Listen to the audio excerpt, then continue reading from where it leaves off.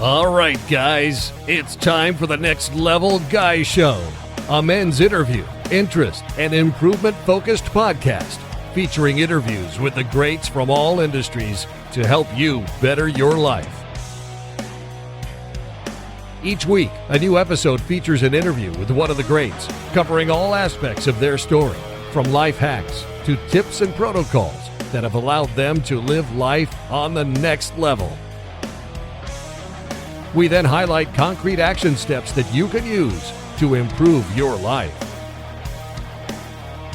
And now, your host, Ian Dawson Mackay.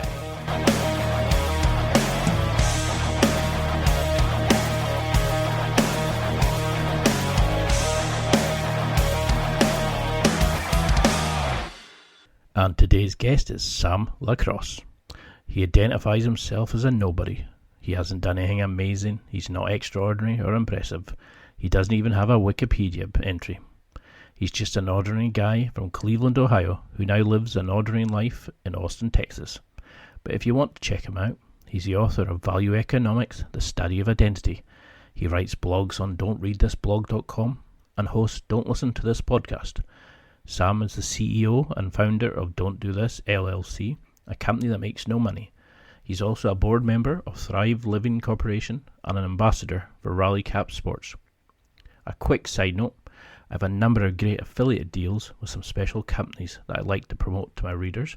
So if you are in the market for a new book, apart from Sam's great book, the ones that I would recommend are Kenneth Play's book, Beyond Satisfied, a how-to guide to become a better lover.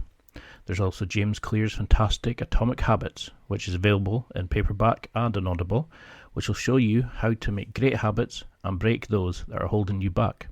There's also Crunch Time by Rick Pearson and Jude Hoskra, which teaches you the mindset tips to be at your best when it matters the most.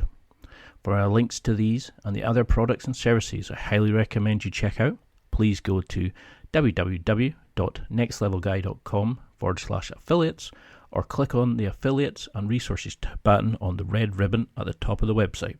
And now, let's get to the interview.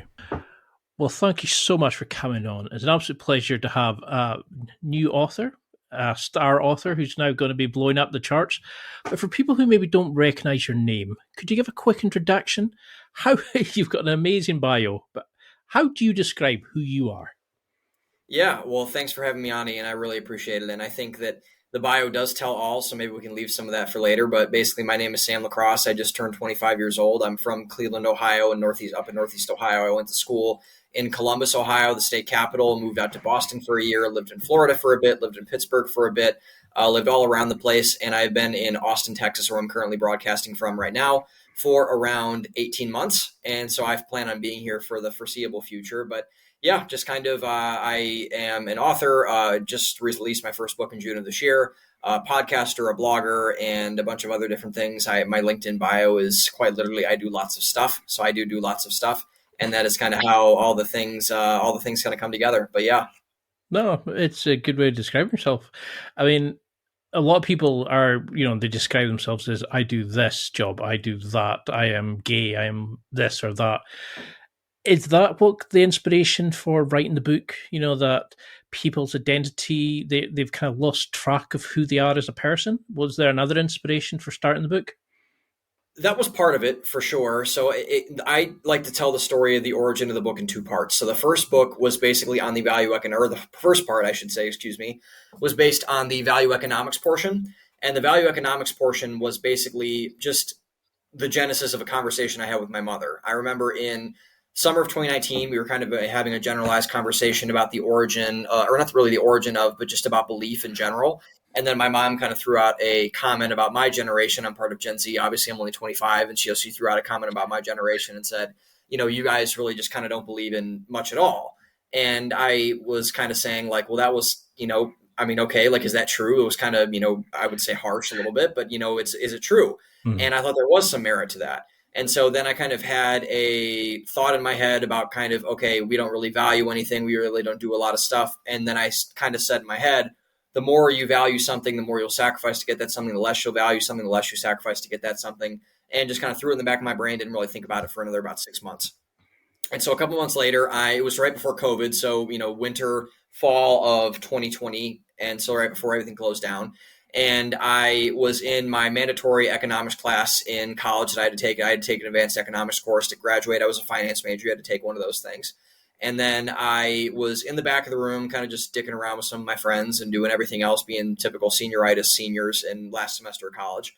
And the guy was a really, really nice professor, big, walrus mustache, John Bolton kind of looking guy. And so he came up and around all that, and, just kind of, he was a nice guy, talked to us, a lot of that stuff. We were talking about supply and demand curves on the front thing. And I said, okay, wait a second. This is a relationship between two things. What I have is a relationship between two things. I had already bought the domain for a website, and which became my blog, dontreadthisblog.com. And I needed content for a first post. And so I made what eventually became chapter 4 of Value Economics, the value sacrifice trade-off. I kind of just did the supply and demand curve between two things and then put value and sacrifice on one and kind of explain the interrelation between the two of them and how human beings rationalize them in their heads. And I did that for my first blog post ever, actually, except for my Hi, I Have a Blog Now post. And then it went over very well. I remember talking to my good friend, Lene Brentley, who was just on my podcast a couple of weeks ago, about kind of how, she was really the first person to reach out and say, like, this is really helpful. I really, really am enjoying this, like everything else. And so I said, okay, I might have a trend here. So I wrote Value Economics Chapter 2. Was calling it Chapter 2 at that point, although it turned out to be something else in the book. And then Chapter 2 turned into Chapter 3, Chapter 4, Chapter 5, Chapter 6, Chapter 7. And then I remember I FaceTime my parents for about every 2 hours every Sunday. And I remember telling them, I said, hey guys, I think I have something here. And they said, go ahead and go for it. And I had the chunky parts of the book, like I had the chapters, but what I was missing was the through line. And the through line I chose to hit on was identity, because I believe, and I came to the conclusion after writing all those chapters on quote unquote value economics, which is really value economics 1.0 back in those days, that really identity is probably the hottest topic in our culture today from a lot of fronts, as you mentioned earlier, about a lot of different things. And I thought that the best way to craft your identity as an individual person was to do so through individual values and not through any one group or group values, or I would say, intangible or not tangible traits, or whatever you want to call them, inborn traits that you have about you as a person, all that other sort of stuff. And basically, that was what I tried to prove using the rest of the book and the rest of the lessons from Value Economics, try to prove that you can and should have an identity, but there are forms of identity that are less optimal. And I think that a lot of those are what you mentioned earlier, and a lot of those other things, even though they're important, there shouldn't be the central focus of your life, because that can lead to all sorts of bad problems in my estimation. And I think we're seeing that in a lot of ways now. And I thought it was a good alternative to the kind of the craziness and the madness that we're seeing across our culture in a lot of different fronts. Because you definitely see that in things like social media, don't you? It's like, I'm a liberal, I'm a Democrat, I'm this, I'm that, and you're just like, yeah, but who are you as a person? Oh, but I'm fighting for this, I'm fighting for it, and you're like, yeah, but who are you as a person? And it's like we've completely lost. And I think that's I've had family members mention that about Generation Z. We all have these kind of great wars, these great kind of problems in our society. And is this the first generation that doesn't have any real issues, do you think? Is this why we kind of go for the group identity? Because we're not fighting the wars, we're not doing this, we're not doing that, we no longer have an identity created for us or find our passion in life? Well, this is the Fight Club question, right? Like, this is kind of the big thing. I don't know if you've seen Fight Club before, but awesome. in Fight Club, there's the famous scene. I think really one of the first, I think the actual first Fight Club that they actually have in the movie. This is the monologue that Tyler Durden goes into about, we have no great war, we have no great depression. The great war is between ourselves, and the Great Depression is our lives. The whole big thing where, the whole Chuck Palahniuk kind of nihilistic type of thing around it. So I don't know if we're the first generation to have it, but I think we are the first generation to have a alternative to that problem that does not work. And so what I mean by that is that we have a lot of, it's kind of been baked into us to be this naturally tolerant, ambivalent type of personality inside of a lot of different definitions and manifestations of each individual in our culture.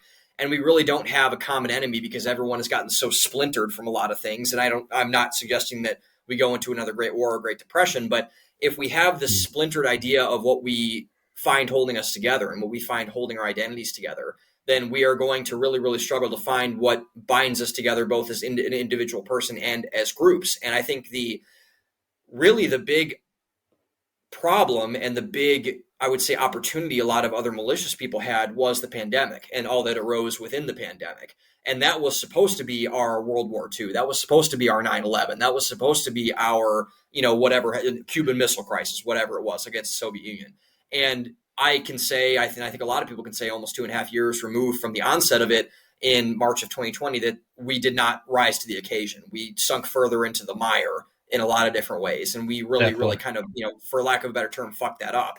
And I think everything got worse. And that really was a curious question as to writing the book. Well, we have this true existential, the word existential threat gets thrown around way too much in our culture, but this is a true existential, like millions of people are dying. People are getting sick all over the place, are worried about everyone else. The economy shuts down, crashes, destroys however many $1 trillion of wealth, thousands of businesses, all this other sort of stuff. Like, people are really suffering here at a group level from this.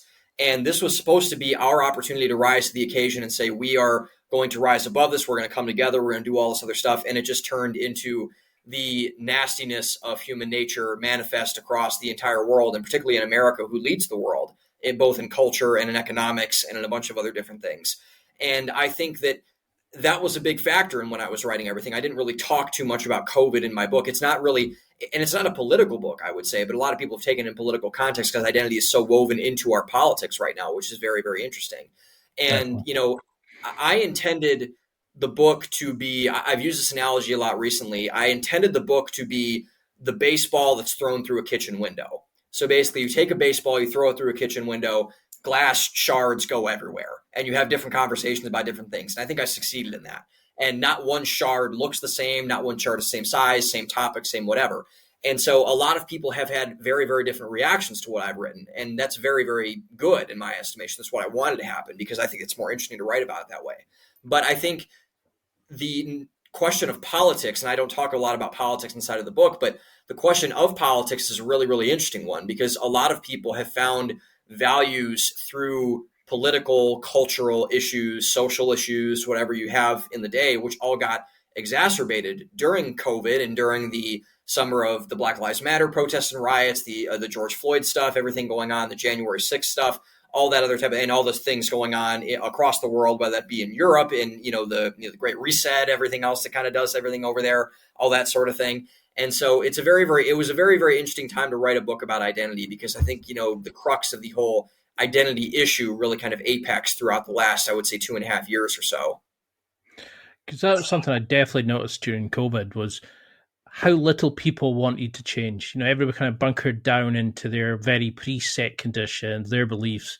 And I use COVID as a time to reset, eliminate some of the bullshit baggage I had on, to actually, to redefine who I was as a person, what I wanted from life, etc. Is that a main issue with not having these individually set, like a framework of values, not knowing your identities? Because you don't know who you are, you can't make the decisions, and others can shape you and mold you. Is this the kind of why people go to the self-help? They would rather somebody else told them who they were rather than find out for themselves, rather than do the inner work to discover what they need to know. Well, I think that is the primary issue. And I think that's the biggest danger of all of this stuff, is that when you remove your sovereignty from your own identity and you put it in the hands of somebody else, and you say that, okay, whatever this cultural movement is, whatever this thing is, whatever everything else is, I'm going to let you take that and hold it over me. And I'm going to surrender the control of my sovereignty and my individuality over to you. And therefore, by definition, you become beholden to another person or another thing or another whatever. That could be a totalitarian figure. That could be a social movement. That could be something else. And you are completely at the mercy of whatever that thing is. And that's a very, very dangerous thing to have not have control over. And I think that we saw a lot of that, whether that was, a lot of the people, I don't know if you've seen if you have HBO Max, I watched the documentary about QAnon called Into the Storm. And that was some of the weirdest, most interesting things I've ever heard in my life. The QAnon thing was interesting because the QAnon stuff really kind of accelerated during COVID because of a lot of the crazy hysterics and everything around, I would say, more far right extremism in a lot of ways, because people who didn't know who they were as people, they only wanted to be a part of a movement.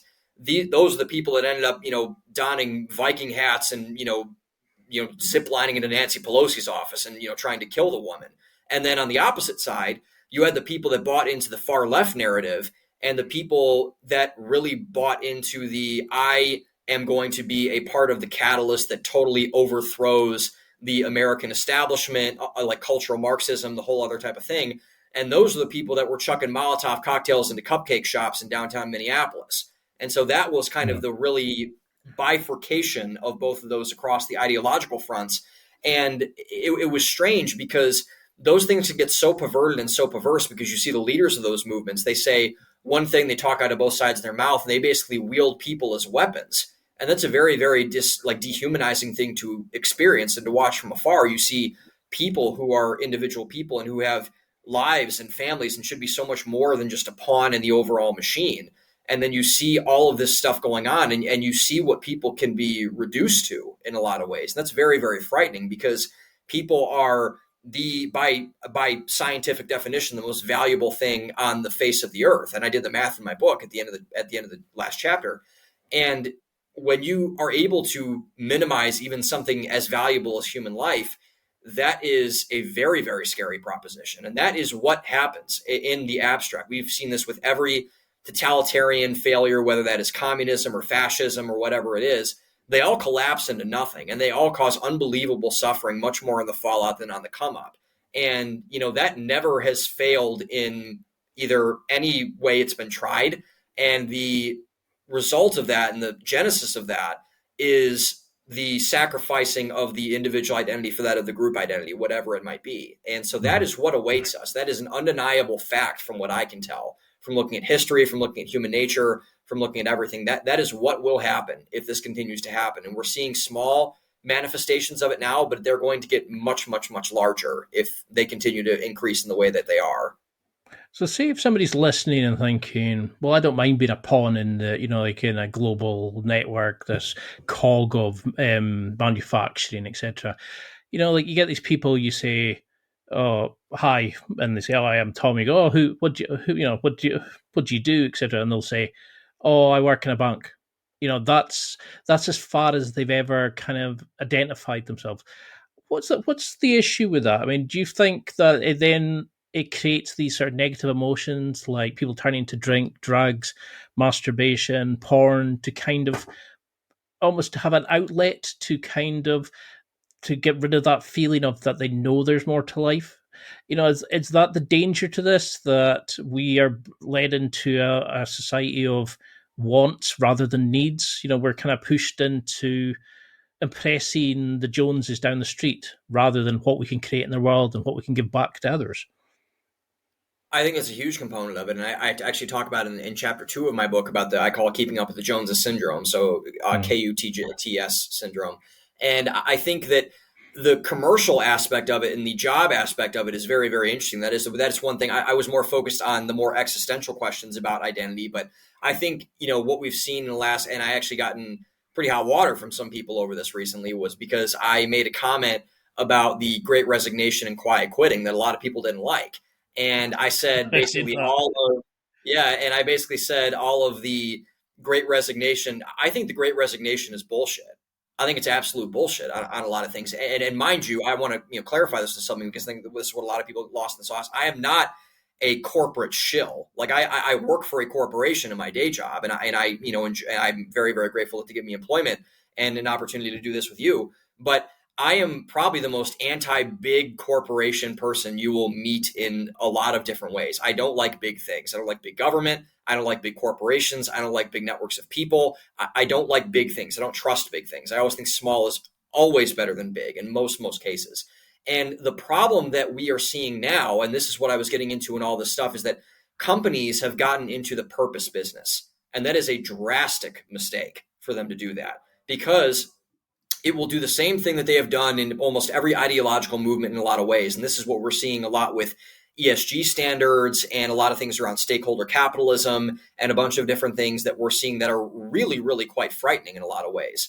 And I think that the main issue with that is like, okay, let's say, you said about the example of the guy that worked at a bank. Say, I'm a banker for a living. I say, cool. And you say, kind of your point, what else you do? I'm like, oh, that's kind of just, that's it. That's kind of what I do. Okay, well, what if the bank fires you? Then who are you? Then who are you if their bank fire? Because you're not a banker anymore, right? You're by definition not a banker anymore. So well, that's the problem, isn't it? Is like you give your life for a job that's going to re-advertise your position before you're even buried. That's right. And then you get something, and then to your point after that, you are so desperate to cling on to what that thing gave you that you turn to anything that can get that quick dopamine hit to just restore it right away, because so much of yourself has been lost inside of that career or that relationship or that social movement or whatever that you do, especially, and this is especially, I think, a problem for men, for young men in particular. And I would say older men also, so men in particular, but men are not meant to be idle creatures. We are not meant to be and people are not meant to be idle creatures. And I think women have, I don't know what it is in their genetics, but I think women are naturally wired to be, they do things. Like they do not like to sit, they go and they do activities, they have hobbies, they have everything else. Men do not do that. We have something in our DNA. I don't know what it is, and I'd be very, very interested to know what this is. But I think women are much better at keeping themselves busy and occupied and purposeful than men are. Because what do men do when we have time by ourselves? We do nothing. We drink booze, we smoke weed, we watch sports, we jerk off, we watch porn, we do all this other kind of stuff. And it's not good. It is not good that when men do not have a purpose, when people don't have a purpose, it's not good. And so I think the job front is very, very interesting. That was the one area that I didn't consider, and I think that was a big error on my part. But I think a lot of the stuff around the entitlement surrounding the Great Resignation of them having to give us purpose as human beings is a very, very, very flawed assumption. And I think it's a dangerous assumption in a lot of ways. And how, like, say if you have somebody starting off just now going, okay, I'm thinking about my identity, this is all kind of a sort of encouraging, it's getting their cognitive juices flowing, so we say. How do they need to understand that their identity, their values in life is shaped by, their cultural, their religious upbringing, the family dynamics, their parents, how are we initially formed before we get to the point where we actually can rise above and understand, maybe this isn't who we are? How are we shaped by media, by, family, schooling, these sorts of things? Did you look into that area, like when you were considering writing the book? Yeah. I think that's the fundamental question, the foundational question, rather, of everything, because you need a starting point. And in the book, in Value Economics, I literally go to the first chapter is what is a value? Where does a value, a singular value, come from?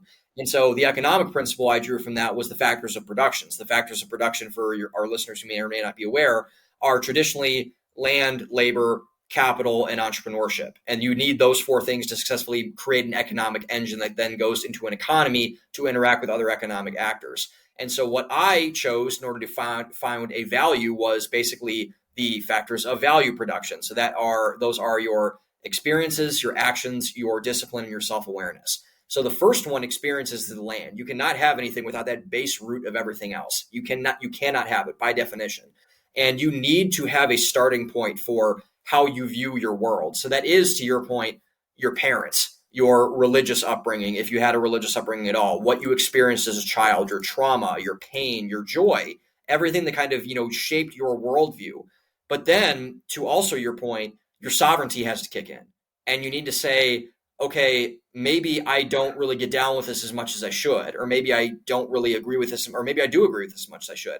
And that's where your discipline and your self-awareness come into the back of your head, where you have to say, like, okay, this is where I need to make sure that I either affirm this in my head by testing it or reject it in my head by testing it. And then you can basically, you have those base experiences, and those are very, very important. But if you don't do anything in utilizing your sovereignty or your agency behind it, you're going to be a pawn to whatever your experiences were. And that is a lot of the thing I think we're seeing a lot with, a lot of people who I think are acting maliciously in, I would say, in our corporate world and our politics, by saying, for example, a lot of the arguments, I believe, around things like systemic racism and systemic prejudice against women, for example. And they, these people in positions of power, they tell, and I think in America, black folks are the easiest ones to use, because this is unfortunately the one that is used so often, is that they tell black folks in this country, particularly young black folks, they say, you're already so far behind the 8 ball, you might as well just not even try. You might as well just not even try. And, it's, the man's going to get you, the system is against you. You're never going to win. So you might as well just kind of, ride the teat all the way to your grave. And then it's like, I look at that and I'm so appalled by that mindset. I'm so appalled by it, because I look at those people who tell these folks these things, and I say, who in the hell are you to tell somebody that they cannot do something because of something about them? That's racism, blatantly, point blank. That is racism. Because you are this, you cannot do this. And I'm like, and I'm very curious about it. I'm like, why are these people allowed to get away with this? And it's because of this whole phenomenon surrounding that your lived experience, quote unquote, and your experiences in general are the defining aspects of your life. And that is not true in the slightest. They have an impact, no doubt, no question. Is it hard to be a black person in America? Sure, it's very, very hard in a lot of cases. It's hard to be every person in every walk of life, because everyone has struggle, everyone has challenge. We all have individual struggles. Some groups have struggled historically more than others. I'm not solving that at all. But to just go and tell them that their experiences are the extent of their individuality and who they are as a person is just, it's so disgusting to me. It really, really is. And it's becoming more and more common, which I find very, very disturbing. And is this something that you've noticed sort of develop over the last, say, 30, 40 years?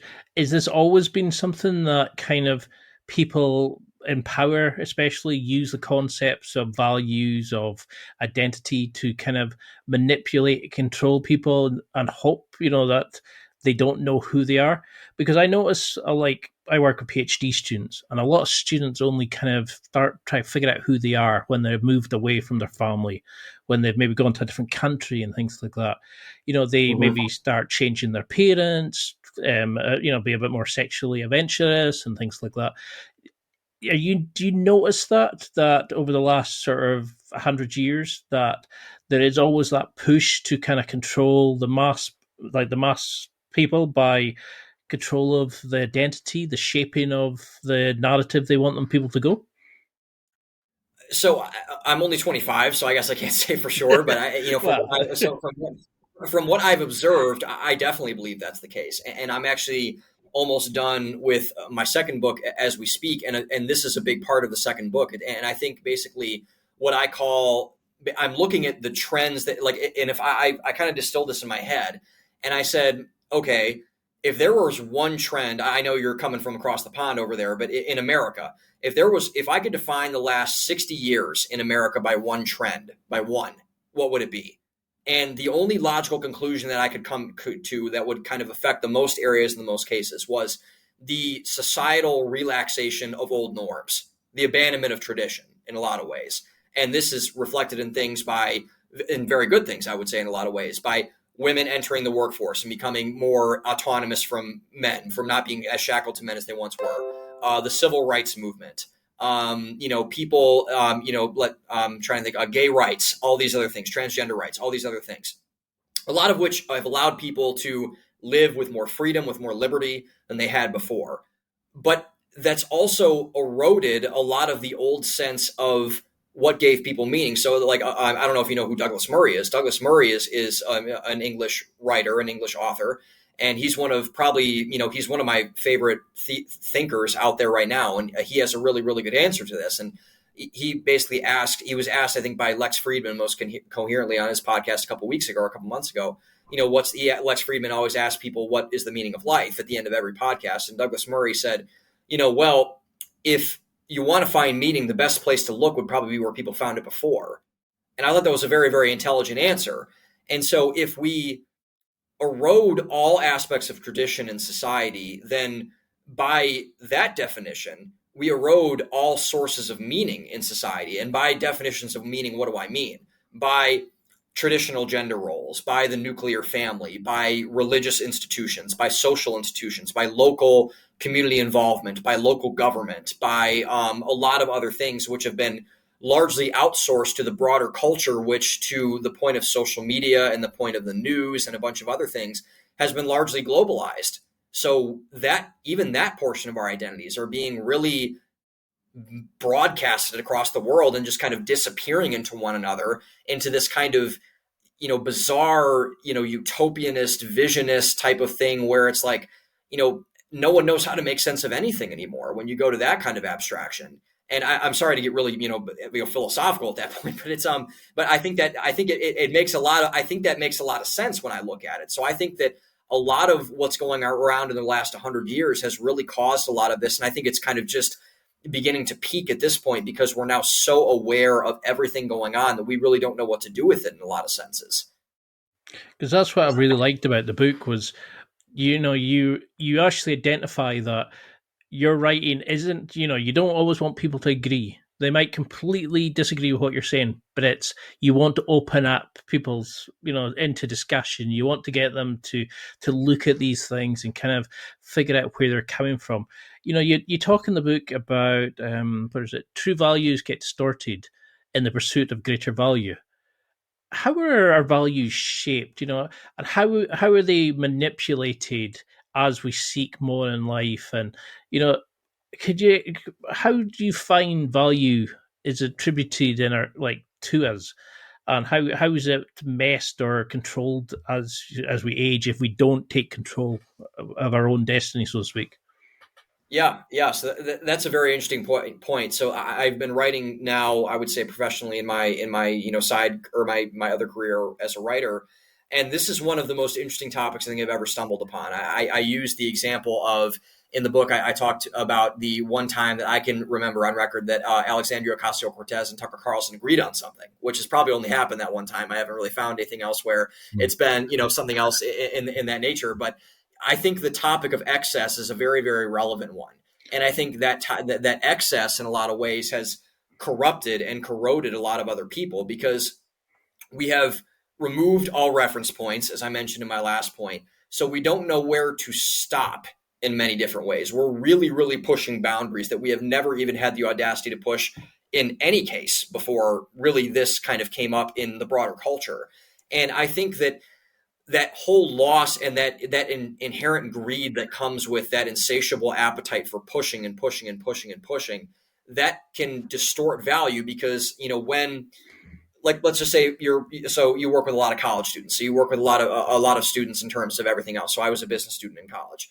Why do people go to business school? To get a good job outside of college. So they go to college and they get a good job at, I work in tech sales. Let's say like they get a good job in tech sales. After a while, that goal becomes moved. The goalpost moves. And then it's like, I want to be a vice president of a sales organization. Okay, cool. Nothing wrong with that. If that aligns with your values, nothing wrong with it. But you have to check yourself during there. And then eventually you go and go and go and push and push and push and push without that self-awareness and that discipline to look at if that's what you actually want and what you actually value rather than just kind of following the gravy train down to your own hedonism. And then you look 20 years down the line, you got a great job. You're the global vice president of a sales organization for a technology company. You're snorting coke out of hookers' asses. You're doing a bunch of other cool things. You're drinking with your buddies every single weekend, but your wife hates you. You haven't talked to your kids in 3 weeks. You got 4 houses, 3 of them you don't even step a foot in for more than a week, about a year. And, what does that really look like in the end game? Like, what does your life actually look like when you do that? And if that's what you want, and there are some people that want that, that's fine. Then you did your job. But if that's not what you want, and you look back at that and say, man, how the hell did I fuck this up so bad? You have only yourself to look at because that's not what you valued clearly. And you didn't have a really good grasp over your values because you outsourced your sovereignty towards something else, which is that pursuit of the more and more and more, the pursuit of the excess. And that really, really corrupts value because when you pursue excess for the sake of pursuing excess, it becomes a pyramid scheme. It doesn't become a value producing entity. It's just you want more of something. And it's not bad to want more if that's what you value, but it is bad to want more if you don't value that. And that is unfortunately where I think a lot of my generation has fallen into that trap. I think a lot of other people, older executives you see is probably the people that fall into that trap as well. But I would say in anything, that's kind of where that whole discussion, inevitably leads, unfortunately. Because I was really interested, the concept you mentioned, sorry, I had to write it down. In this day and age, it's not enough to have values anymore. It's about our ability to use them to their greatest effect that will prove the difference. How do you get somebody to sit down and say to them, what values actually mean to you, and not what your parents have shaped you, not what the school has led you to believe, like, somebody just going down the career path because it's what's expected of them. How do we start making this change and getting people to do the inner work, not go and just get the dopamine hit or the instant gratification? I bought a book, I'm going to follow David Goggins or whoever. How do we actually start using a book like yours and going, okay, I need to figure out who I am. I need to start asking these questions and then start figuring out my values and then using them to give back, to actually achieve something in the world and not just wake up when you're 80 and go, fuck that up. Well, I would say that it's very, very hard. And that's why a lot of people don't do it, because doing the inner work is work by the word and by the name and by the definition. And I think that's it's really, really hard when you are someone who is clearly not living authentically to what your values are. You're kind of just coasting on the wind, like in Forrest Gump, about like what everyone else wants you to do. And you look down and you have that kind of oh shit moment where you are, 2 lines deep in a hooker's ass, and you kind of sit yourself down and be like, dude, what the hell am I doing? And then you sit down and you get a piece of paper out, and hopefully you have a copy of Value Economics on your nightstand. You pull that out too, and you put that on your thing. And, you don't want to look at it. And that is the biggest thing I think that people have to overcome, is that they don't want to look at what they've created and what they've manifested. And I think that that's very, very hard for a lot of people. It's hard for me. It's probably very hard for you. It's hard for every human to do that, because human beings don't like to look at what has destroyed them or not really, benefited them in a lot of ways. Like, I think one of the most eye-opening scenes that I've ever seen in a movie, and I just got this like about 6 months ago. So the 5th Harry Potter book, The Order of the Phoenix, is my favorite Harry Potter book. And the 5th movie has my favorite scene in all of the Harry Potter movies. And Harry Potter movies are good movies. So it's the scene in the end of The Order of the Phoenix where Harry Potter gets possessed by Voldemort, when Voldemort goes inside of him. And the whole movie is about Harry dealing with the dark side that is inevitably inside of him. And he doesn't know what to do with it, really, because he struggles with it. He has, I'm assuming you've seen the movie, he has the angry outbursts. He yells at people. He constantly is wrestling with his internal demons. And the part where that scares Harry the most, I don't know if you remember this, in the whole scene where he gets possessed and Voldemort's inside of him and all of his friends are looking at him retching on the ground and doing all this kind of stuff. And he's having all these visions and seeing all these things. And it was the one part where Harry's in front of a mirror and he's looking in a mirror and his head kind of jerks around and Voldemort's face goes over his face and he says, look at me. And that's the most terrifying part of the vision. Why? Because he knows that Voldemort is a part of him and he knows that Voldemort is inside of him. And he's terrified of that because Voldemort is the thing that he is most afraid of, that he hates the most, but also that it's a part of Harry Potter and Harry Potter's psyche, and he can't remove it from himself. And I think that look at me moment is really, really damaging to a lot of people. And it's really, really hard because they do not want to look at themselves and say, this is who I am. A part of this is who I am. I caused this. This is my fault. I have to deal with this.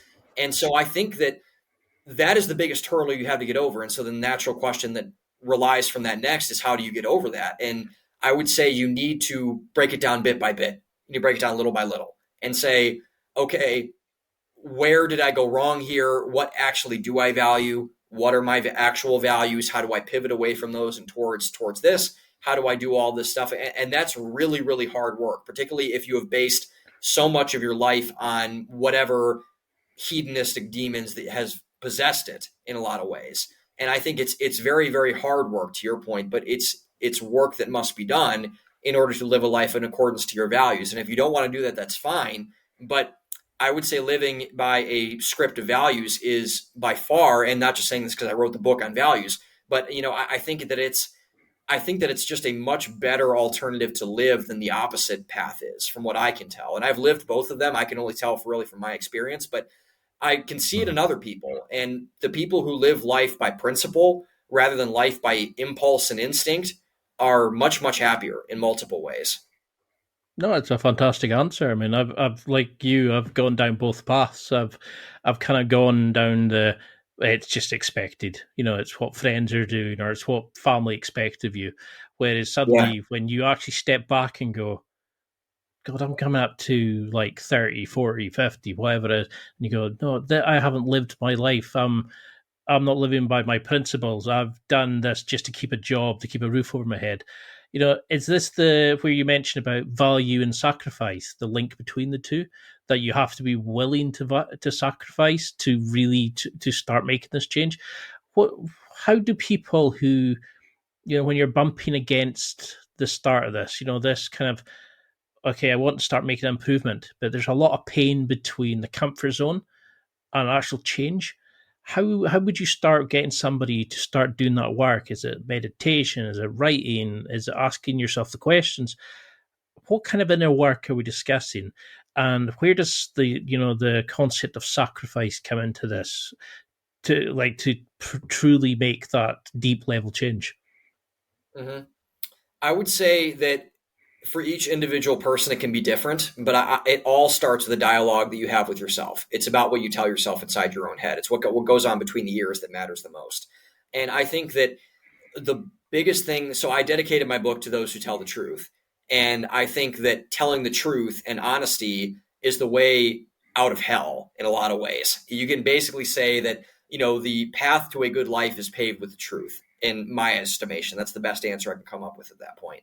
But I would say that there are a lot of ways in which people can go about doing that. And I think, again, it starts small and all that type of thing. And I think that the other thing that people have to realize is that the smaller sacrifices are much easier to make than the bigger ones. And so if you are that guy, like I described earlier, that 40-year-old who's cheating on his wife with, snorting coke, all that other kind of stuff, that's going to be a much bigger sacrifice than if you're 20 and saying like, man, I'm partying too much on the weekends. I probably want to stop this. Like, I don't want this to become a problem. That is going to be a much easier route for that 20-year-old to do than that 45-year-old. And where he's got investment of money tied up into it. I mean, who knows? His wife could divorce him, take all of his things. His kids could hate him. He could, his whole life could fall apart, basically. When you're a 20-year-old, you can fuck up and get away with it. You can't do that when you're 45. You just can't do that. And so I would say the best advice, and where sacrifice plays into it, is that you need to learn how to do it early. It's a muscle you have to exercise. You need to learn how to do it early, and you need to learn how to do it often for the right reasons. And that all comes back to knowing what you value, and the value and sacrifice are correlated, so that if you know those and you really, really live in principle in accordance with those, you can really, I would say, have a working relationship that's feasible with all three of them, and or not all three of them, however many you want, but the core ones that guide your life. And you can really start to carve that out for yourself. And once that happens, you have at least a fighting chance to do all those type of things and live a principled life versus one that's not.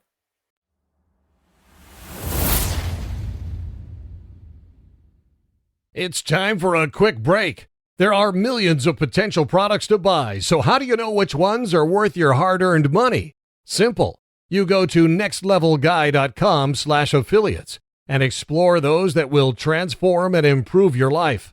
You'll find deals, listener exclusives, and special offers with some great companies. Recommendations are 100% honest and only on items Ian has tried or believes in. The companies showcased will make you a better man in all areas of your life. Simply go to nextlevelguy.com/affiliates and level up.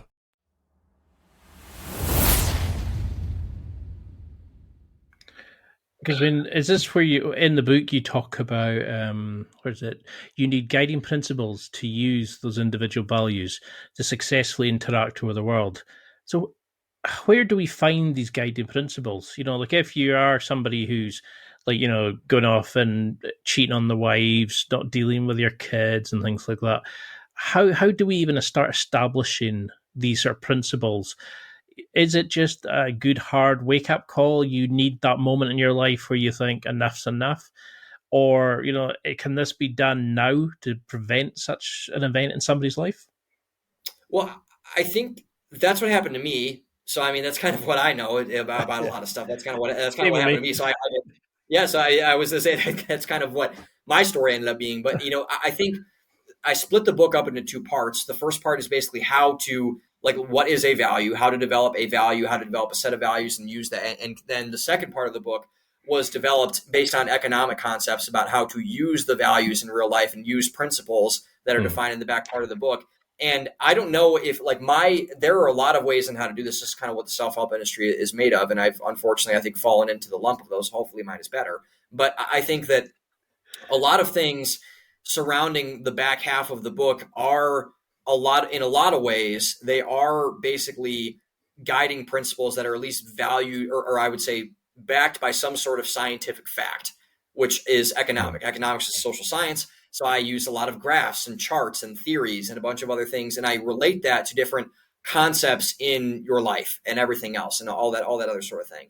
So I try my best to do that. It's not a perfect science. I literally just made the science up when I wrote the book, but it's not a perfect science. It's not really a perfect formula to do everything, but it was my best guess and my best option in order to try to explain everything, because I was not big on the premise of me proposing this grand new idea of you need to have values guiding your life. There wasn't really anything tangible behind it to help people do that. And that was my best guess and my best effort to attempt to square that circle, as it were. Because that's something that I was kind of annoying about the book was I kept going, no, don't go down that rabbit hole. Don't go down there, because there's a lot of stuff like it's a podcast of its own, and it's hard to keep it general like I like to do in the first one, because there's so much there. There's so many thought-provoking things. I mean, I didn't always agree with absolutely everything, but I liked that about your style. It was let's just open up that to question. And then it was like, well, why do you find that offensive? Like one reader I noticed she reviewed saying, no, not for me, too many swears. And I thought, that probably says more about you had identity, that she's not willing to take a chance on this. Did you find sort of a bounce back from people on your style of writing? Because it can be a bit strong, a bit kind of abrasive in places.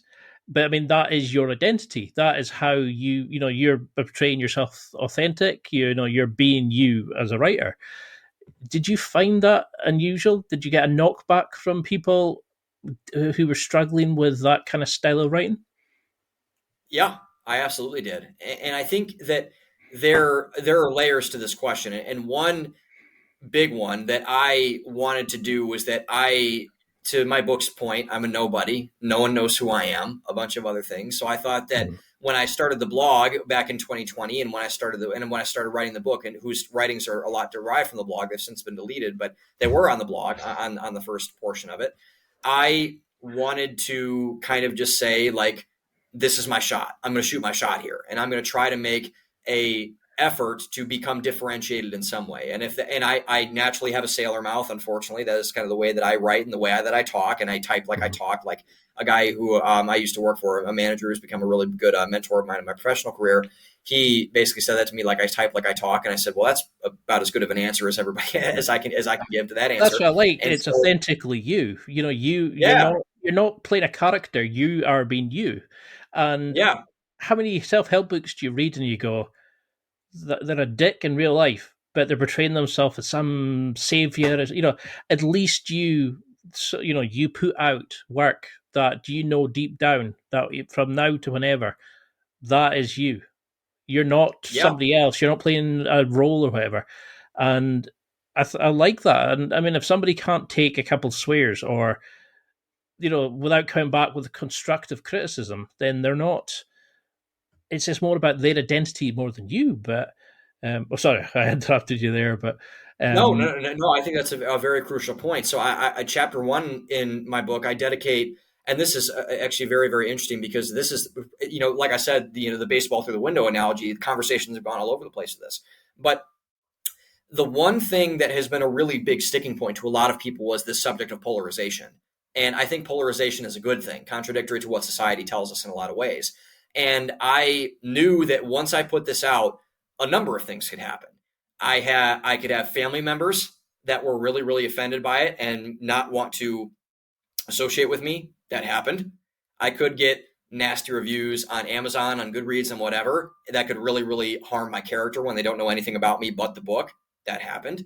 I had, repercussions at work. If they saw that, and, I work for, I'm not going to say which company, but I work for a pretty well-known technology company. And I think the culture around big tech now is that if one person gets a whiff of something they don't like and they want to persecute that person for it, they can definitely do that.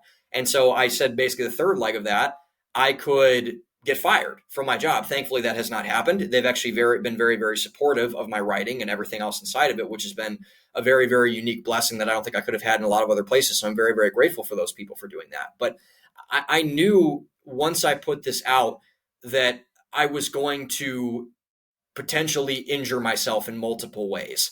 But I really had to, going back to something that Douglas Murray once said on Joe Rogan, which was very, very powerful and has stuck with me in a lot of ways. It's distilling the amount of opinions that you care about down to very, very few. And I said I wanted to please 4 people with this book. I wanted to please my parents, and I wanted to please my grandparents. And my grandparents my grandma is 79 years old. My grandfather is 83 years old.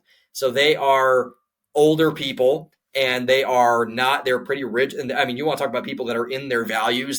Talk about 80-year-old people. They're in their values at this point. Like, they don't really give a shit anymore, but they are very, very traditional people. My grandmother, especially. My mom is very, very not conservative. I would say, this is not to say they're conservative in a political way, although I would say my mom is, and my grandma is most definitely not, even though I think she is in some ways, but they're conservative in the sense where they're like, I think I should act a certain way. This is kind of the way everything is. Like, I think I should act like this, whatever.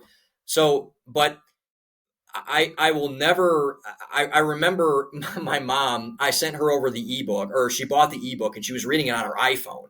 Like, reading a 280-page book on your iPhone, it's like that's a big deal. And so I'm like, holy shit, you're reading. I'm like, wait to get the paperback, whatever. And so, but I remember she texted me on I think it was on a Wednesday, and she said, like, on chapter 9, can't wait to finish the book. And chapter 10 is when all the shit hits the fan, and I like dump all my sins on the thing and whatever, and I kind of climax the book and everything. And so I'm at work the next day. I'm a hybrid. I go into the office on Tuesdays and Thursdays, and I'm in the office on a Thursday, and I have a meeting in 5 minutes, and my mom calls me, and I'm like, oh shit, this is I finished the book call. And so I go into a focus room over here, or like a breakout room or whatever, pick up the phone. Hi, Mom. And she's like, hey, Sam, like, how are you doing? I'm like, I'm good. I'm like, sorry, I hate to do this, Mom. I got a meeting in 5 minutes, but I'm assuming this is the call that you said you finished the book. And she's like, yes, it is. And I said, what did you think? And she said, I loved it. And it made me feel so good. And and that was one of the greatest moments I've had in a very, very long time. And I remember a similar thing with my dad, who is a very slow reader. He is a most intelligent person I've probably ever met in my entire life. But he texted me and he said how much he was proud of me. And he told me that, I'm really, really proud of you.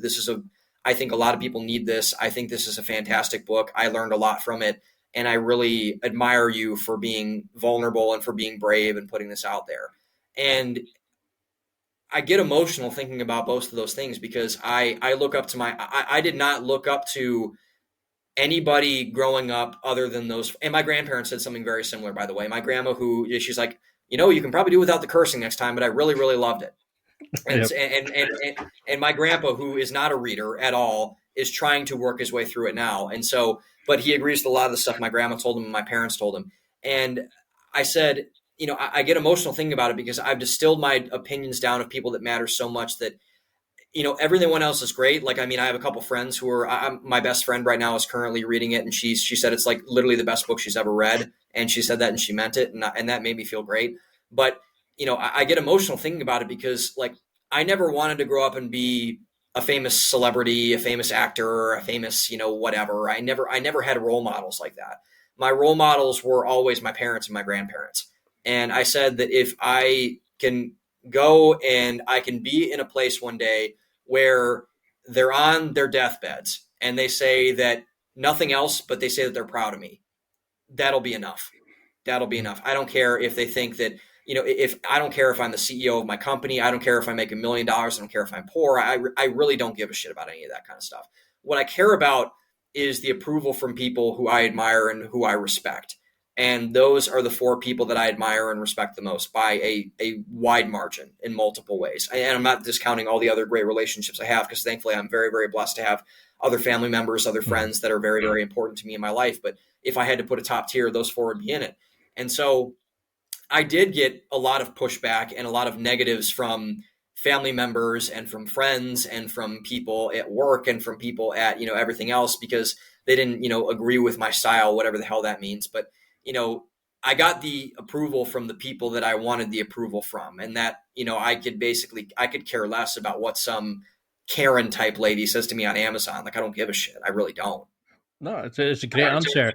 And that's what I really liked about it was, you were coming from a place of authenticness. You were speaking from the heart. There was nothing sort of hidden behind it, where you see these people doing instant gratification. They'll tweet out like, "Oh, I love this, I love that," knowing fine well they'll get their little bunch of followers support them. I found people who disliked the style. You knew they weren't ready to do the work. They weren't ready to ask themselves the question of, like, their dark side, why they didn't like that, why they found that confrontational, why they did that, why they did this. And I've seen true unconditional love from my parents. I've like our mother and father, like, they never pushed us in any particular way. If we wanted to be religious, you could be religious. If you didn't, you didn't. They wouldn't like force their values on us, but they would let us help us shape it by asking questions. And I think that's a great way of doing it. And is that one of the guiding principles, you think, that it's to stop people pleasing and to actually go out and find your true, what you're really looking for? How would you advise people to use this book, especially people who are coming from they're caught in the cogs for so long?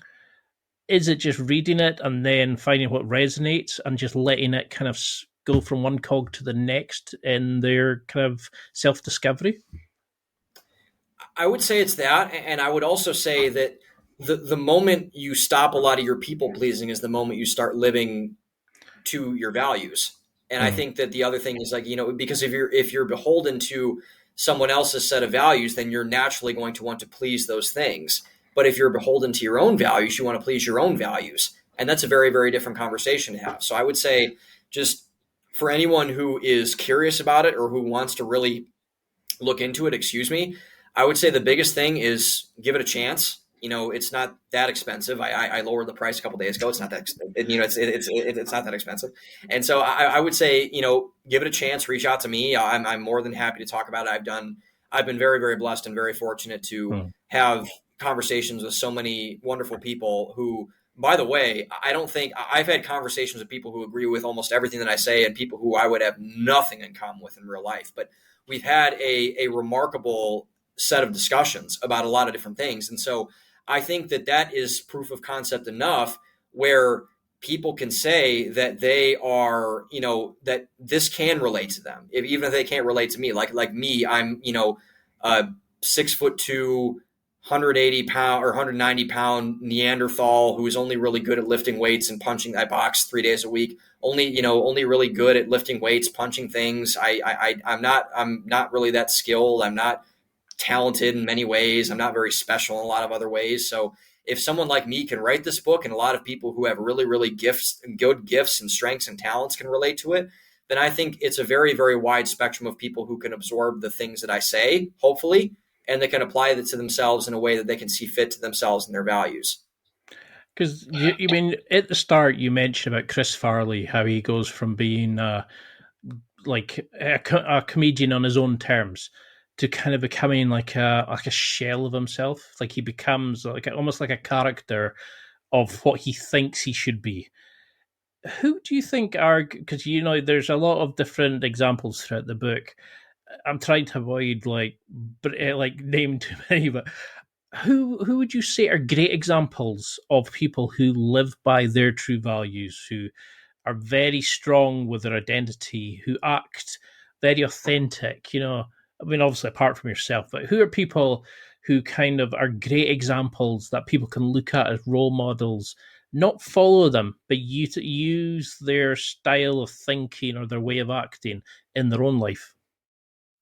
Well, thank you. First of all, that was very, very nice. And I think that a big part of it was a big part of the book. I don't know if you got to the acknowledgments and read the acknowledgments at all, but I thank all. So I dedicated the book to those who tell the truth, and then I thank a lot of people who do tell the truth, and some of them do, and some of them do not. And I realized that after that, some of these people are outdated, but I think some of the people that I look up to are, I would say, I look up to them because I know that they're not lying to me. I know that they're not fake. And I think that they are a lot, and they're honest. So I like to, to that point I said earlier. So if I were to give a couple of things where I know that those people are living true to what they say, I would say somebody like, I think I look up to people like Jordan Peterson a lot. I think Jordan Peterson is all honesty, not a lot of fluff. I think Jordan Peterson is a great example of this. Yeah, I've seen the photo of you meeting him, and it's the smile on your faces. Yeah, I mean, he's my hero, man. I mean, I what am I going to say? Like, I mean, I not a lot of things where I have to, where I can do that also. So I would say Jordan Peterson is a great example. I look up to Tucker Carlson incredibly highly. I think that, he's a very polarizing figure, but if people look at really where he comes from, I think he's a very, very interesting, he's probably the most interesting character study of any person that I've ever done. So Tucker Carlson is a huge person that I look up to. I think a guy named Mark Manson, who wrote The Subtle Art of Not Giving a Fuck, is a very, very authentic person. I think Jocko Willink is a very, very, a very good person to look up to in that sense. Yeah. I've got one of his books. It's fantastic. Yeah. He's phenomenal. He's so good. I think that another person on a personal level who I've met is a guy named Hafiz Bayoku, who runs a podcast called The Roommates. And now he runs a men's group called the Affluent Standard, which I'm a part of. And, you go to an online men's group and I thought I've voiced this exact analogy to people. I thought I was going to go just on a fantasy tour to the Douche Express for basically when I was going to do all this other kind of stuff. And so you join an online men's group, you don't know what you're going to get. And I've gotten to know Hafiz very, very well personally. And I tell you, I have not been that impressed by a person in a very long time, by a person that I actually know. And I don't know, I've met Jordan Peterson once. I don't know Jordan Peterson. I don't know Tucker Carlson or Mark Manson or Jocko Willink or David Goggins or any of these people who I look up to very, very highly in a lot of ways. But I know Hafiz very well. Like, he texted me on my birthday a couple weeks ago. And so I have never seen a person that believes what he believes so strongly. I very, very rarely, I should say, that I've seen a person believes what he believes so strongly and is willing to go through the ringer, both reputationally and everything else, to defend it. And I think he's a friend of mine, and he's someone that I find to be very, very admirable in a lot of ways. And that's a lot of true with, very, very few people in our culture. And I think that Hafiz is a very, very good example. So people like that, man. And there are a lot of people who I can say, and Joe Rogan is another good example of this. I think, Joe Rogan is obviously, again, someone who people love to hate on for no reason, I think, in a lot of ways. But I would say look at the end of my book, but I would say a lot of people who in the popular culture who I would look to, those are some people who I would say are at the top of my list. Because it's almost like a point where we've got to a point where we don't know who we are, so that anybody that does stand out, that says, that gets a bit of backlash, but says, no, I disagree, I'm sticking with my original thought, and has valid reasoning, or somebody that has like their principle of, well, I just disagree with that and I will stand up. Well, there's 30 people following it, like the scene about the Nazis, that they were just following orders and stuff, and nobody stood up against it and stuff, and it's, you kind of think, well, what was if you were in that situation with thousands doing that, and it's difficult to see, but it's easy to say it, but it's difficult to act it, and I think that's the thing, is like, we've got to a point now where it's almost like it's the minority who are that way rather than the majority. And that's why I like the idea of this book. It's, you're actually, you're getting people to start thinking about these questions, to start thinking about who they are and who they want to be in life, not who they're shaping to be by other people, other mechanisms, our control. It's a fantastic book. I mean, how did you find the writing of this? Because, you say that you're a nobody, which isn't true. You've all got your own benefits and stuff. But how did you find that by going to like publishers and asking them for, like a chance to promote it? How did you find that initial kind of like sitting down with meetings and people saying, okay, who are you? Mhm. Who are you to write this book? How do you find the people coming back and saying, does this go back to what you were saying about your 4 people that you want to impress? You wanted to just put this out. How did you overcome that initial fear of, fuck it, I think the world needs this, I'm going to do this? Because when I started a podcast, I was expecting to be laughed silly by friends and stuff. Now I know that a few of them follow me on here. But Yeah. if I had followed what the principle of shut up and go for a pint, don't voice your concerns, don't go and speak to a doctor, don't go and have therapy and see how it goes. Don't do any of that stuff. You're just Mhm. meant to be quiet, male, get on with it. How did you overcome that fear to start being creative? Because it's a big step that a lot of men are going to struggle to take who'd like to. But what advice would you give to them? I would caution them to think that the price of saying something is going to appreciate more than the price of not saying something. Meaning that if you feel that you have something of value to say, but you don't say it, that's almost, in my opinion, a sin.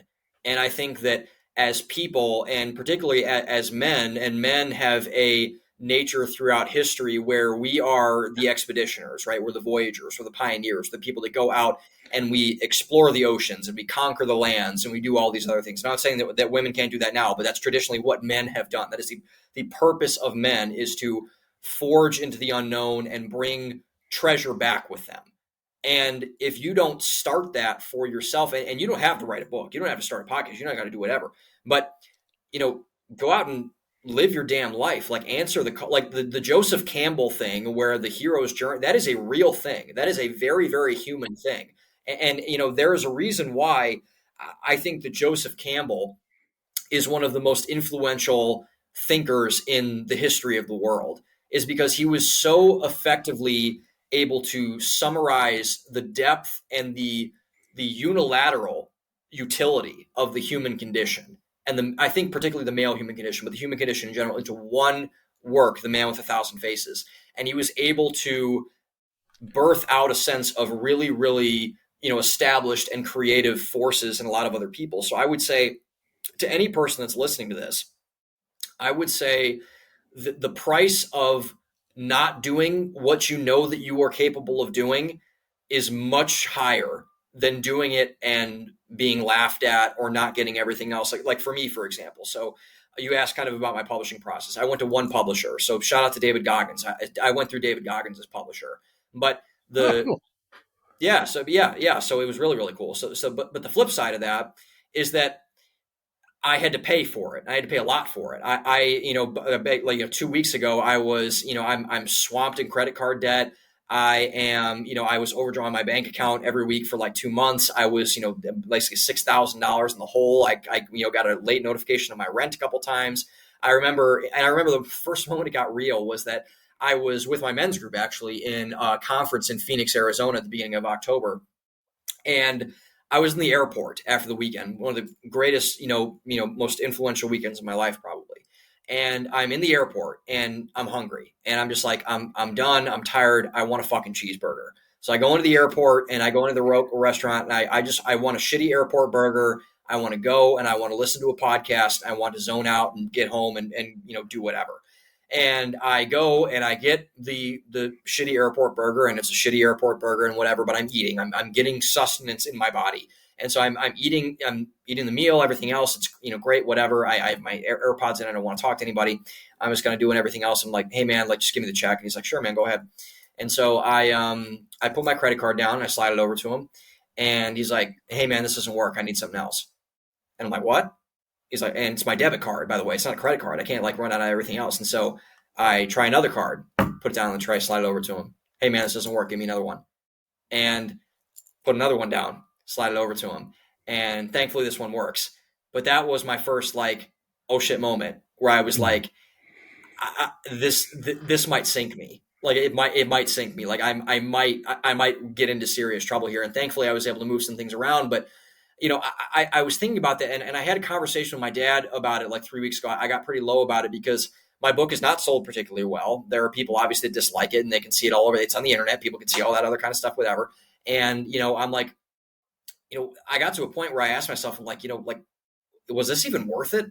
Like, I mean, like I put myself, I spent an ungodly amount of money on this book. I'm going to be in debt for a while. I'm doing all this other kind of stuff. I'm like, what the hell was the point of this? Like, I mean, like very few people read it. I mean, I got, a bunch of other things, and I got mostly good reviews, thankfully, overwhelmingly good reviews from a lot of people. But, that was kind of everything else where I was like, why did I do this to myself? Like, why would I put myself through this? And, that was the answer that I came up with. And I told my dad, I said, I'm terrified of the possibility that I don't do this, because if let's just say that I stop everything. I stop my podcast, I stop my blog, I stop my books, I stop everything that I do, and I just go off and live the normal life, which I despise that people my age live. Like, go off, and I live in Austin, Texas. It's like the hottest city in America right now. And so, what do young people in Austin do? They work in tech. They go out on weekends. They blow a lot of money, and they drink their brains out until they go in hungover on a Monday. That sounds miserable to me. Like, I have nothing against all those people, but I don't like drinking. I don't like going out and partying with strangers. I don't like, making friends with random people at bars. It's never appealed to me. And I think the reality of me resigning myself to that lifestyle is much worse than living the lifestyle that I currently am. So I got to suck it up. I got to work harder. I got to work smarter. And I just got to be better, because I know what awaits me if I decide to hang it up. And I'm not hanging my jersey up in the rafters. I know what's going to happen if I do that. And what's going to happen is that I'm going to be an absolute, I'm just going to be miserable. That's what's going to happen. And, I'm not going to be able to reconcile that. I can't reconcile that. I just can't do it. I mean, that really resonated with me, because when I started this, I kept thinking, why do I do this? Like, I'm finishing work, grabbing something to eat, sometimes not till like 10, 11 at night, because I'm doing a podcast. I'm prepping for the next person. When I get 5 minutes, I'm already looking for the next guest, or I'm researching them and stuff like that. And then you see people who sit watching TV all night. They're just sitting drinking, and you're thinking, I would rather do this and not make a penny, but put something out there than knowing that one person who's going through what I was going through thinks there is another step, there is something else they can do. And you're probably giving that to somebody else. You're probably changing, like, say, maybe even if 10 people read it, and if one person got a spark, an ignition of, like, there is true change, like flicking the ember of change, or whatever the saying is, then that is worth it. I mean, I know it would be helpful to pay your credit card debt and stuff, but I think this is the thing. You are giving out to society. You're being authentic. That there's something deep within you that you need to share with other people. And a lot of people have that, but are too afraid to go and do it. So, like, if somebody is starting that, they're using your book, they're answering the questions, they're doing the inner work, how do we review this, know we're on the right path? And when do you change? When is it, like birthdays, New Year? When do we look and go, am I on the right path still? Is this framework still correct? Are the guiding principles still the principles I want to follow? Are my role models still the right people for me? Like, do you notice things different? Have, like, especially with your own values and identity as you wrote the book, how do you make sure you're still on the right path?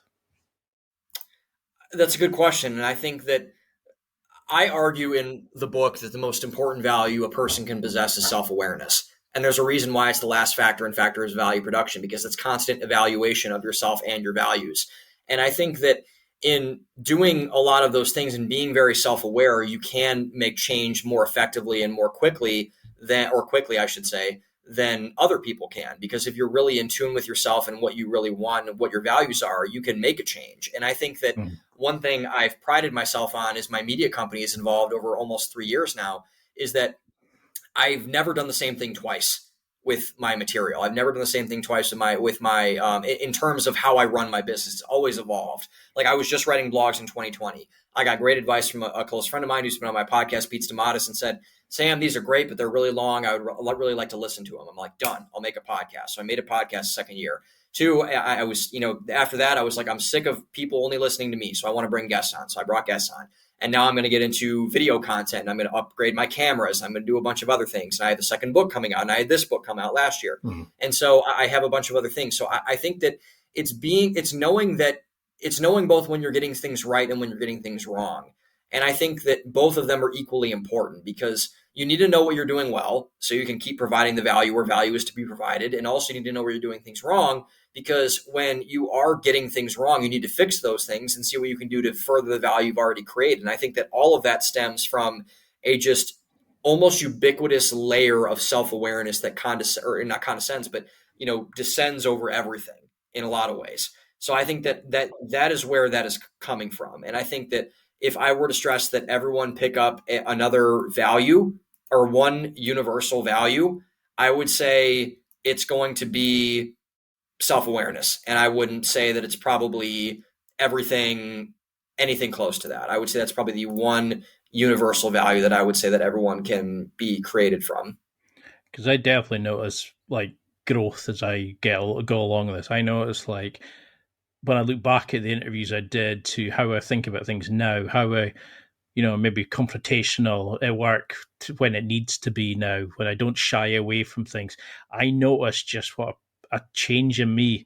And then when I see somebody writing and they say, that completely changed me, or, that inspired me to do X, Y, Z, and you think, fuck, it was worth it, and I think we need more people like this. And this is why this is a great book, because you're actually motivating people to make deep level changes, to change their lives now, not to be on their deathbed and go, fuck, I lived somebody else's life. I didn't live my own life. And yeah, I mean, they might get the old Karen who doesn't like the swearing, but that's just more about her identity than you, and the book is definitely written in a way, it's difficult in some bits, because I go, oh, no, I've got to think about that. It's hard not to go into your pre-programmed kind of your own values, your own beliefs and stuff, and kind of go, okay, I can see what he's meaning here. Now, why do I believe that? And then you go, okay, and there's a lot to take from this book. And for a first book, it is bloody good. Like, what's the evolution of this going to be? Like, what's book 2? How are you going to follow this up? What's the ecosystem that you're kind of building on this? Where are you taking this now? That's a good question. And I think the answer that might surprise people is that this is where it stops for now. I had no intention when I wrote this to write Value Economics Volume 2. And I might want to write it down the line, like when I do have more life experience and when I adopt more responsibility, when I hope to get married one day and have kids and have a house and everything else and develop my business further and develop my career further, all that other sort of stuff. So there will not be a Value Economics 2 to the chagrin of the people that like the book at this point. But what it did give me the confidence to do was say that I can do this. And my second book was remarkably easier to write than the first one by a long mile. So I think the second book, which I am, to you, I would basically say that I'm not ready to disclose what I am writing about just yet. I want to keep that under wraps for a little bit. It's going to come out hopefully sometime next year. But I wanted to challenge myself in a way where I would make it less personal and I would also write more topically about something. And I think that this is I think regardless of all the things we've talked about today, and we've talked about plenty of quote unquote dangerous subjects, I wanted to write a book that was dangerous. And I wanted to write a book that really, really kind of hit to the heart of something that a lot of people have an opinion on. And it's not something that a lot of people have an opinion on in the mainstream. It's kind of something that I think is bubbling underneath the surface that a lot of people are afraid to talk about in a lot of ways. And I think that is where this is all going to go next. So I think that, this book was supposed to be relatively neutral.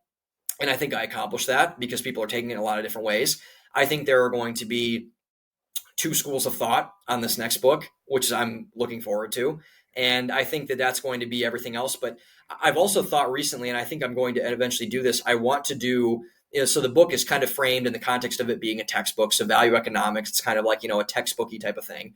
And I want to do a course about it. I want to do kind of a thing where I do like, coaching for a lot of people and run them through the chapters and the steps and teach them value economics and all that kind of stuff and do modules and all those sorts of things. I think that would be very cool if people, Awesome. There's got to be a market for it, obviously. So I think that there has to be a market for it and there has to be people that want to buy into it. So I think that in a lot of ways, it would be good for, my business and for me personally to kind of use an application to all this stuff, because this book is it's a book about, concepts and everything, but I want it to be more than that. And I think the way to do that is to put my money where my mouth is and see where it takes me there.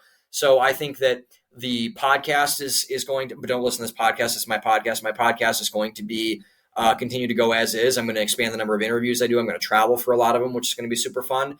My blog and my writing on my articles is going to be very, very similar. I'm going to be doing a bunch of other things with video content. So TikTok, YouTube shorts, filming my podcast on YouTube, all that sort of stuff. And then my next book, and I'm also working on a film at this point. So that's really exciting. It's my first fiction work. So I'm writing a film. Yeah. So I'm writing a film. I'm writing my next book. And then I have my idea for my third book that I want to outline and marinate next year as well. So lots of cool things, but a lot of execution and planning ahead as well. I like how you're just getting started. You're like me. You do one podcast and you think, second one. And before you know it, the bug hits and you're thinking about 50 different ways and I'll do a new series and I'll do this and all that. Yeah. And I think for your first book, this was, I don't like the word brave. I think it's like, this is such a strong thing from you to actually pick something that a lot of people struggle with. It's not just a self-help, 30 press-ups a day, go for a walk. You're actually giving like proper concrete action steps that people can do. And this is why it's a deep level change for a lot of people. And a lot of people don't like the idea of change because it scares them that if somebody else changes around them, they might be almost inclined to change with their family, friends and stuff. So a lot of people, it's like the crabs in the bucket. They want to hold them down rather than escaping with them. And it's something that I think is great. It's what we need more in, and you're doing awesome work. Keep it going. And until we can maybe do a round 2 where we go deeper into each, like the principles and go right into the, because there was a lot where I was like, that's a podcast in its own. That's a podcast in its own. I try to keep this general, so it's a bit, we did sort of bounce around a wee bit, but so I know we're well over time, but what would you want people to take from this? Like if they had a sort of go home message or just an understanding or a principle or something from this, what would you want them to take? It can be 1, 3, 5. It could be just a message to remember. What would you say to people? Think about these things and think about them very hard and think about them very, very objectively in a lot of ways. Think about what you value. Think about how you value the things that you value and why you value them, And then if they are congruent with how you want your life to live, think about how you can make them better. If they're not, think about how to switch that around. And so I wanted to put this out there for people to think and to have an opportunity to be honest with themselves about how they think about things. And I think that I hope I accomplished that. I think I did. But I think that was basically the main message at the end of it. Think about what you value. Think about what the people you're supposedly friends and family with think about and value. And then live your life based on those. Because I genuinely believe that this is the answer to a lot of problems that a lot of people are facing. And I think that in a lot of ways, this can help people if they really, really take it to heart. It's like James Peters, a transformational mindset coach, said to me. He said a lot of people look outside. They're always looking for the answer from somebody else, but you've got the answer within. And a lot of people are too busy trying to numb it with the noise from outside to actually sit and listen and go, what am I truly wanting from life? What do I truly believe? And it's when you start listening internally, and I think this is why this book's really good, is you're actually making people stop and think about these questions that a lot of people don't, because they numb it with drink, drugs, TV, the bloody Kardashians, all this sort of stuff. You're saying to them, actually, let's find out who you truly are and then who you want to be and live that life. It's fantastic work. So until we can get around to, how can people keep in touch? How can we find the podcast? How can we find the updates on the new book, etc.?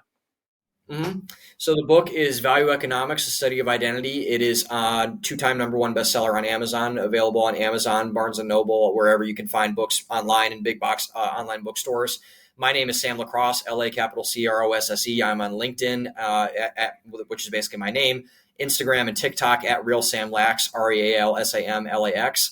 And my blog is dontreadthisblog.com. My podcast is Don't Listen to This Podcast, available on Apple Podcasts, Spotify, wherever you listen to podcasts. And I'm trying to think if I forgot anything. I think that's it. Yeah. So book, podcast, social media, blog, and, look for, I would say, more exciting things to come in the future. And I think that it's been a pleasure talking to you, man. It's been a really, really great conversation in multiple ways. So I'm very, very blessed to have gotten to know you. And I can't wait to do round 2 as well. This is a lot of fun.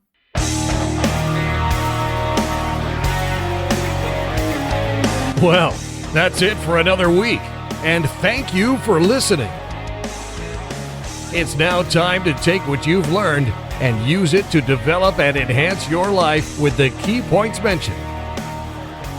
Listen, try it, embrace it, use it, and crush it. Now's your time to hit that next level in your life. If you liked this episode, then please leave a comment on the show notes or a review of the show on your podcast platform. Everything helps evolve the show. Until next week, keep seeking the next level in your life.